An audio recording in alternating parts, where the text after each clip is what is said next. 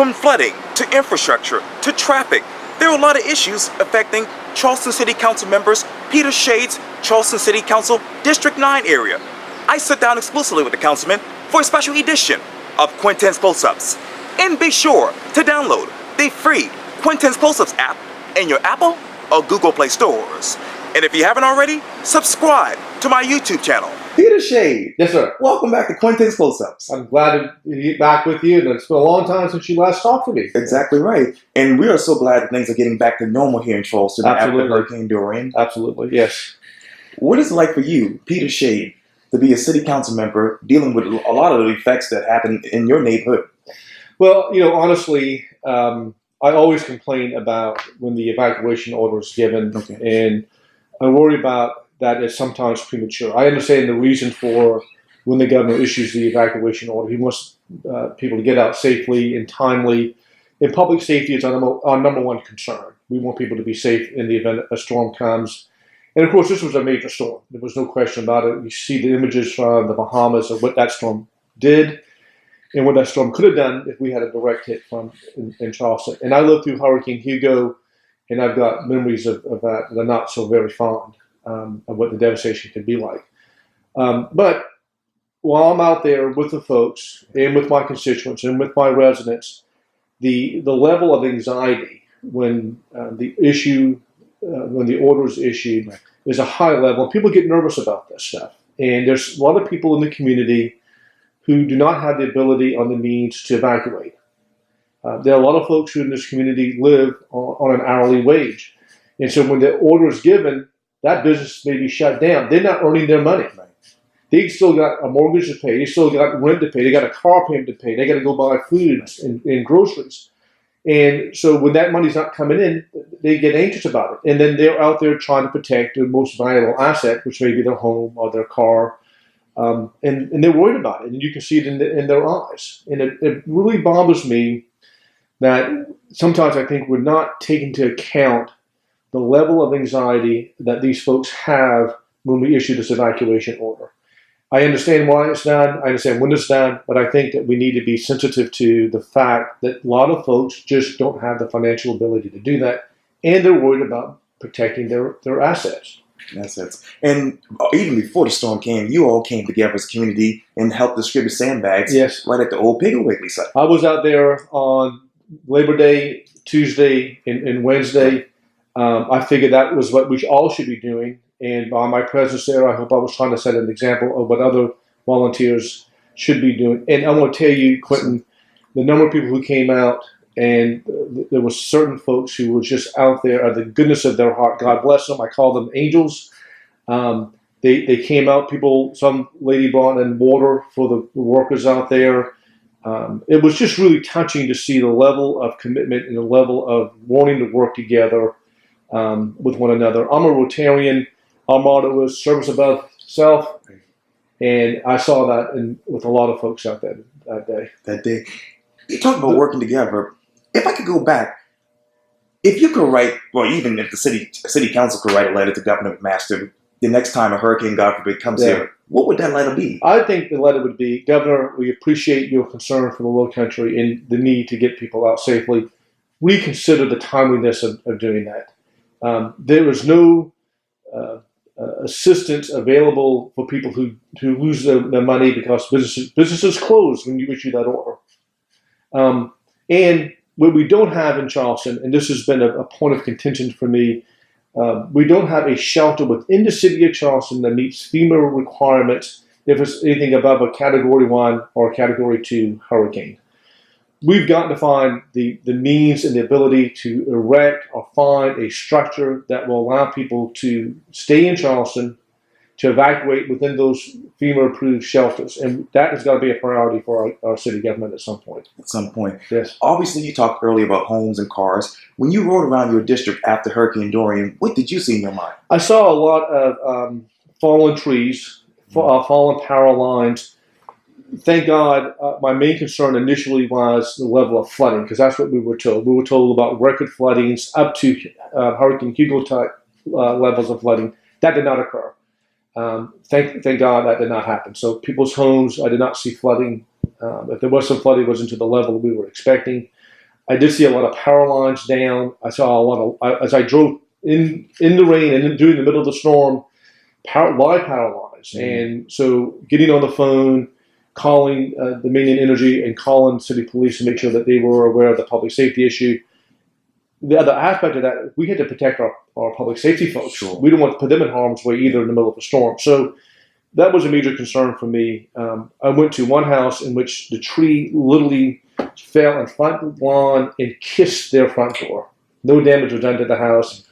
I talked to the folks there. God bless them. They were a little nervous and concerned, obviously, but no damage to their house. Not to their house. But I saw a lot of that happening. Yes.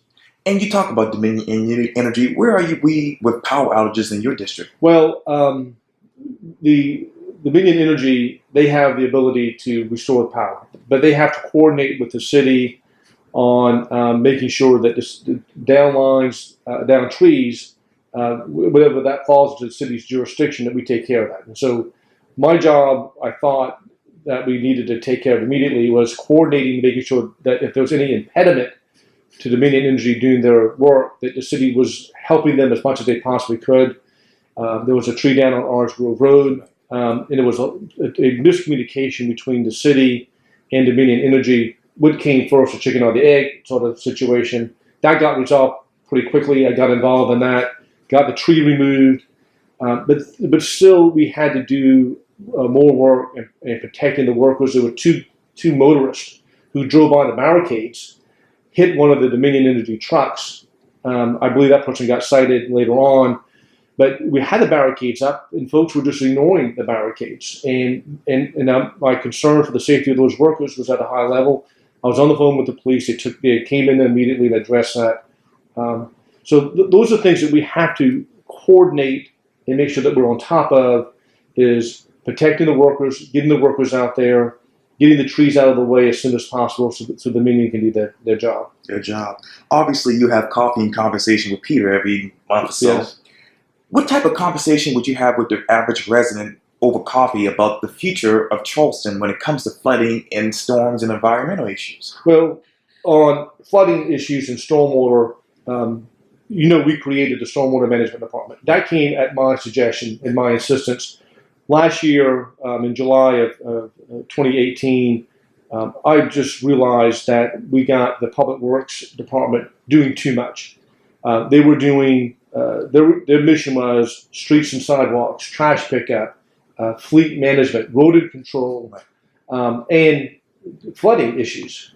And I went to the mayor and I suggested, look, we need to pull and create one department that addresses stormwater and flooding related issues. And we did that. So at my suggestion, we created a Stormwater Management Department, which is dedicated to one issue and one issue only, and that's managing that. So the infrastructure has been addressed for almost a year about how to take care of flooding and stormwater management. We're doing that. I think we're doing a really good job about that.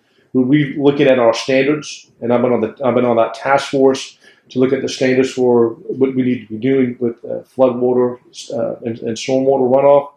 So we're addressing those issues right now. A lot of the issues are maintenance of the ditches, and I've been a proponent of having regular maintenance. And I go to those areas which I know historically flood when a rainstorm comes, and we need to address those ditches, make sure they're cleaned out and properly maintained. Some of these roads that are where ditches are state-run roads, and I've been working with them to make sure that those state-run maintained roads are cleaned out on those ditches. So, and you talk about those standards. What are those standards you're looking at right now? well, some of the standards address new construction or when houses are significantly modified. So we want to make sure that we are balancing the construction aspect so that we're not imposing too restrictive of standards on builders, and that the restrictions are clear. And so hitting that balance is really important, so that they know what we're asking them to do. But we're looking at those standards to make sure that we create a situation, a house or a building or a new development, so that we are above the curve, not behind the curve, on addressing flooding issues. And what are those issues right now when it comes to flooding in your district?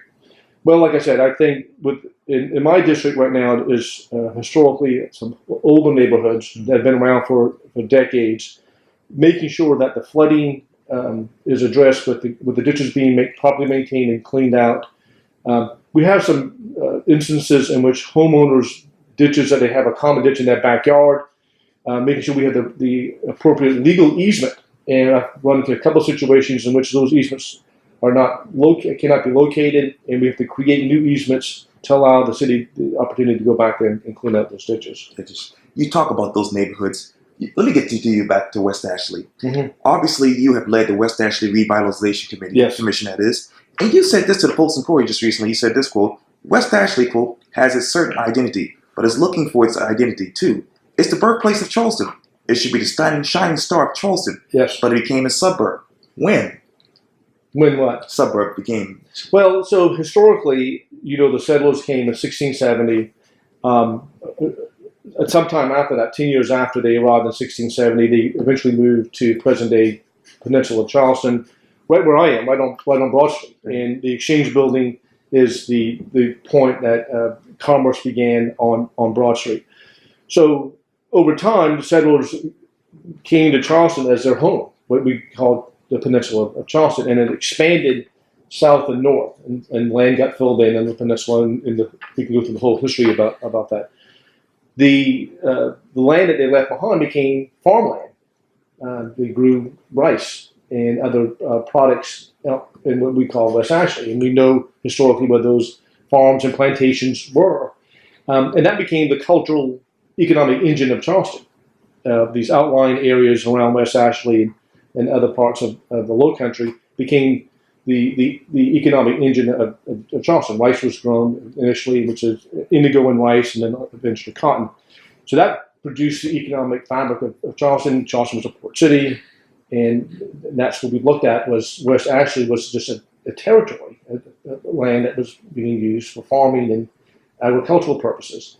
And then over time, people started spreading out over into West Ashley, neighborhood after neighborhood. And you look at the pictures and see how James Island, Johns Island, West Ashley were formed. And I saw a picture in the late 1940s taken from an agricultural plain of James Island. It was just farmland. It was really quite an interesting photograph.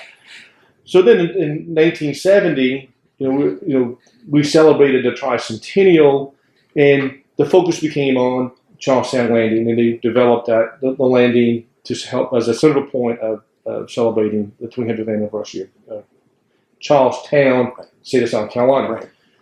The focus needs to be back on that area. Mm. My district includes Charlestown Landing. That is the birthplace of Charleston. That is the birthplace of South Carolina.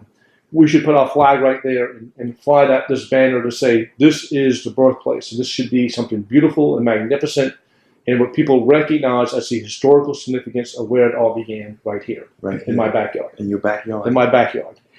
And what is the identity of West Ashley now? I think the identity of West Ashley is that we are Charlestonians. And I think we should be proud of that. We are Charlestonians. We're not a suburb of Charleston. We are Charleston. Almost half the population of the city of Charleston resides in what we call the greater West Ashley area. We are Charleston. People they're coming there because it's a great place to live. But we need to make it a great place to live, work, and play. And that's been my goal, is to make sure we've got the recreational needs that we need, to make sure that we've got the shopping that we need, we've got the opportunities to work there. I think the last number that Revitalization Commission studied was about 80% of the residents who live in West Ashley commute to work. We need to bring the jobs into West Ashley. That's happening at the Epic Center. The Medical University's opened up their surgery center there. The number of cars that are going to be not going downtown and staying in West Ashley is going to have a tremendous impact on traffic. Because by their presence being there, just the ambulatory surgery being there, other collateral things pop up. Medical offices. Right. So for the pre and post surgical office visits, they go come to that doctor's office, West Ashley. Right. Medical supply stores over there. Right. Other medical related enterprises open up to accommodate the need for that outpatient surgery. That is a trickle effect that has a huge impact on what's going to happen in West Ashley with just that ambulatory surgery at the Epic Center. We need to do more of that. We need to have more office spaces over there, and we've been working to identify locations so that when we have these areas that are underdeveloped, instead of putting a strip mall there, let's put an office building there instead. Something that works within the character of the neighborhood, that does not interrupt the character of the neighborhood, that flows with what the neighborhood looks like. But you get more people working there, that's less cars going downtown.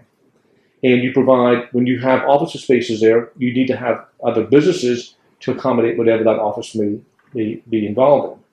So it has this wonderful effect. If we can see those benefits, that'll have a huge impact on West Ashley. And what other benefits are you hoping from this? What other benefits for what? From this whole revitalization? It goes back to what I said, West Ashley, live, work, and play. Live, work, and play. You obviously led the West Ashley Revitalization Commission. I still am. That's right. I want to be there for another 4 more years. Oh, good, good. What letter grade would you give the commission right now? I would give the commission an A. We first had to form the commission, and we had to staff the commission. We had to come together on the mission of the commission. That took a lot of time.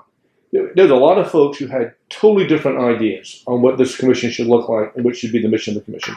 We had to shepherd those ideas and bring those in together so we had a common theme and a common goal of what we wanted to do. That took some time to get that done. We had the study. The study required us going out into the community, getting community input. We did that. It was amazing the level of community input that we had on this study. We went out and solicited folks. We wanted their opinions. This plan was community driven. This plan was citizen driven. This plan was the vision of citizens, not the vision of Peter Shahid, not the vision of Mayor Tecklenburg, the vision of citizens off the street who told us what they were looking for. And we took that and capitalized that into the plan West Ashley. That plan was unanimously approved by the Revitalization Commission. It was unanimously approved by the City Planning Commission. It was unanimously approved by City Council. Now, tell me when the last time that happened. So this is a people's plan. And when you ask me what I would give the grade, I'd give us an A because of that. That's what we were able to accomplish. Now we're implementing. And implementation is, the revitalization that needed to be done happened over a period of time, over decades of neglect. We're not going to solve this neglect issue overnight or in a year or 2 years. It's going to take time to get it done. We've got the blueprint. We just got to follow the blueprint and make sure that we implement the blueprint. And we're in the process of doing that. Several things have taken place, particularly what's going to happen on Wednesday with the Revitalization Commission meeting on Wednesday. Wednesday. How does that blueprint look like now? You take the Plan West Ashley book and look at that plan, and you look at what the applicants are proposing, and the blueprint is right there for them. And they've adopted that blueprint pretty much. So it's wonderful. It is a plan unit development. It's going to be mixed use. It's going to have a transportation hub which addresses infrastructure issues. Okay. It's going to have green space, affordable housing, office spaces, retail. It is going to be the epic center of West Ashley. I love that name. That's good to hear. I love that name. And you obviously talked about Charlestown Landing. Let me take you a few blocks down to Highway 7 and 171, which is obviously the suicide merge in some people's mind. Where do we go from here? So the folks did not like the plan that the county came up with on addressing the suicide merge. The numbers that were given to me was that there's an accident that happens once a week in that area. One accident a week in that general area. Those are the numbers that the county gave me as to why we needed to be addressing this particular area. That's a lot of accidents. This is one of the highest travel intersections in the county. 42,000 cars daily. That's a lot of cars going through there. It is a safety issue for me. People's safety is a critical concern for me. So I wanted to make sure that we did something that addressed the safety concern and took into the other concerns about connectivity, which is part of the plan West Ashley, connecting neighborhoods. And that's what we wanted to do with the Piggly Wiggly site, the Sumar Street site. Right.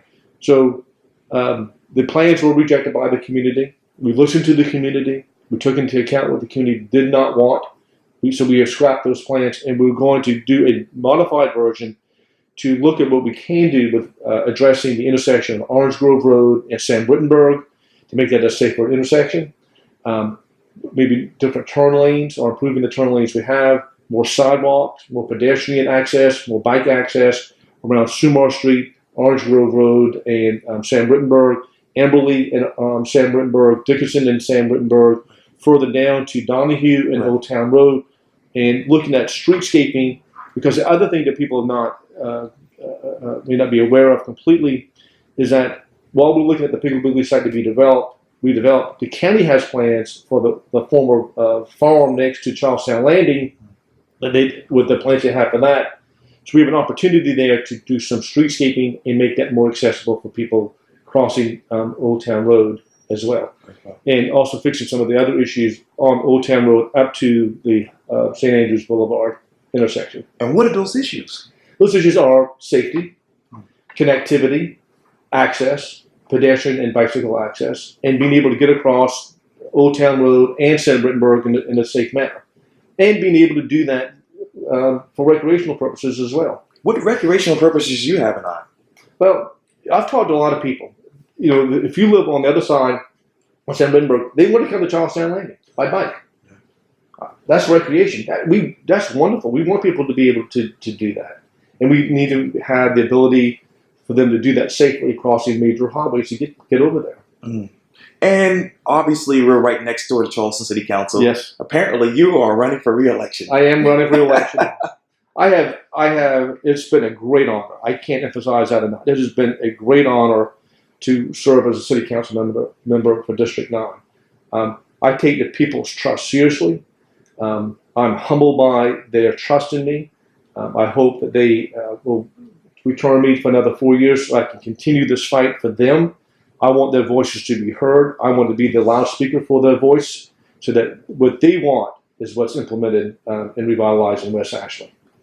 Peter Shahid, thank you so much for your time. And again, welcome back to Quintin's Full Size. Well, thank you. All right. Take care. Thank you.